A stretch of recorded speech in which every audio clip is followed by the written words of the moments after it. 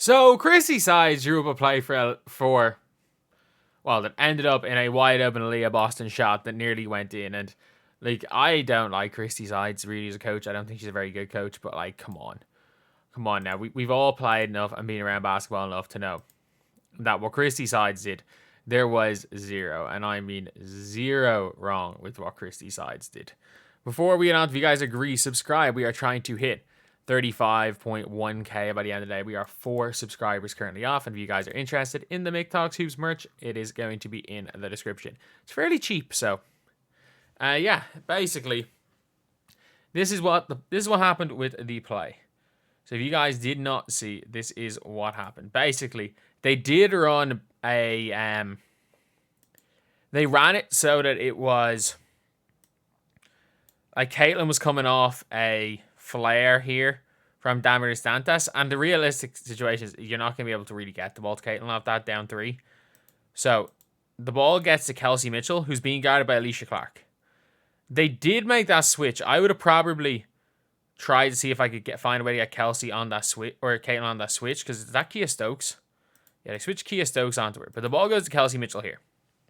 Aliyah Boston is not the first option on this play. What happens is Kelsey Mitchell drives in.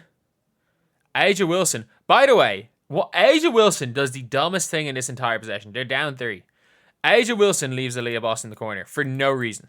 She leaves Aliyah Boston in the corner to guard the drive. Like, if Indiana tied this game, this is a boneheaded play by A'ja Wilson, by the way, on defense. This is an absolutely boneheaded play. Like, you were down 3, hug the 3-point line. But Kelsey Mitchell, for some reason, she actually kind of has Alicia Clark here. I've seen Kelsey Mitchell step back and pull from tougher shots than that. And like, Alicia Clark is behind her there. Ball gets to Aliyah Boston in the corner, wide open, in and out. Like, I don't mind that shot. I just don't mind the shot at all, because the reality of the situation is no one should have been open. This is one of the worst drawn up plays I've seen. It was a play like nobody got open. The best case scenario you are getting in this play right here, because you can see Caitlin Clark is standing, probably not even on the court right now. She's being denied. Chelsea Gray is denying Lexi Hull. Damaris Dantas is being denied by her. Obviously, Kelsey inside the 3-point line, so she can't shoot a 3. And the only reason, by the way, they got a shot off, period. A lot of people are like, they drew it for Aliyah Boston, man. The only reason they even got a shot off, this was a terrible play. But it was not a terrible play because the ball ended up in a wide open shot for Aliyah Boston. The reason it went into Aliyah Boston's hands is because it was a boneheaded defensive possession by A'ja Wilson, leaving a player wide open up 3. Like, the dumbest thing you can do. And what happened after that on the rebound? Oh! I didn't see that one. Did Lexi foul her on the board? There's no foul there. Did A just clock Lexi in the face with an elbow? No, she just raised her arms. That's clean. That's clean. It looks worse in slow motion. No, that's clean. That's also not a foul on Lexi. But that's what happened. That is the reality of what happened. And look, it is what it is. We gotta look at sports as in, I hate, and I mean this, it's the reason why I hate watching awful coaching. You cannot judge the outcome based in judgment. Like, that's why in the first half I did not mind how Caitlin Clark played. Because Caitlin Clark stayed aggressive, she still shot the ball, she still got the looks, the ball just wasn't falling. Same in the first game, she got good looks, the shots just weren't falling. At the end of the day, when we are talking about long-term basketball analysis, you've got to be process-based. You cannot, over the long term, yes, on a play-by-play basis, you can be outcome-based. But like, an Aliyah Boston wide open 3 is not the worst shot in that scenario. It's not a great shot. Don't get it twisted. Like, it's not a great shot. She's not a very good shooter. But like, at the same time, it's a better option than some of the other like disastrous options. Like, there were some disastrous options in that situation, aka giving the ball to Damaris Dantas to shoot a super contested shot. Like, super contested shot. And then you had Caitlin Clark, who wasn't even on the floor, who was being ran towards the corner. Like, I don't get that one. Like, it wasn't even Caitlin Clark decoy. It was like Caitlin get as far away from the ball as possible. And then, in fairness, Kelsey Mitchell Kelsey Mitchell chose to drive to the basket. I know she kicked to Aliyah Boston. Kelsey Mitchell was going for 2. She drove to the basket.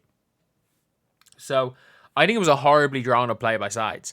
But the ball getting to a wide open Aliyah Boston for 3. 10 times out of 10, if you asked this team, would you take a wide open look for 3 with Aliyah Boston? They would say yes. If you went to Christie sides and you were like, we can get a wide open shot from Aliyah Boston to tie, they would take it in a heartbeat. Because when you're up 3, when you're down 3, the other team doesn't have to guard inside the 3-point line. All they have to do is guard the 3-point line. It is so difficult. So difficult to hit that 3. And especially because they can foul. Like, if Caitlin Clark starts isoing and is going for that 3, if she comes off the dribble, off a screen or something, and goes for that step back, they can just foul her before the shot. They can foul her on her step back. Like, it is really, really difficult to get a good look in that possession. It's really difficult to tie the game. It's a lot more difficult when the ball isn't in Caitlin Clark's hands. But at the same time, again, I don't think she's hit a game-tying shot yet. But they ran Caitlin Clark as a decoy, as usual. And we also then saw as good a look as possible. The team got a wide open look. Was it the player that they wanted the ball in her hands for a wide open look? No. But the Aces were not going to let Kelsey Mitchell be open. They were not going to let Lexi Hull be open. They were not going to let Damaris Dantas. There is no scenario where a lot of people are like, oh, but if you put X or Y player in that position, they would hit the shot. Man, the only reason Aliyah Boston was open, none of them should have been open. The only reason Aliyah Boston was open is because Aja Wilson made a boneheaded defensive read. Like, Kia Stokes was guarding Caitlin Clark, and she wasn't even standing on the floor. Jackie Young was denying Damaris Dantas. Lexi Hill was being fully denied by Chelsea Gray.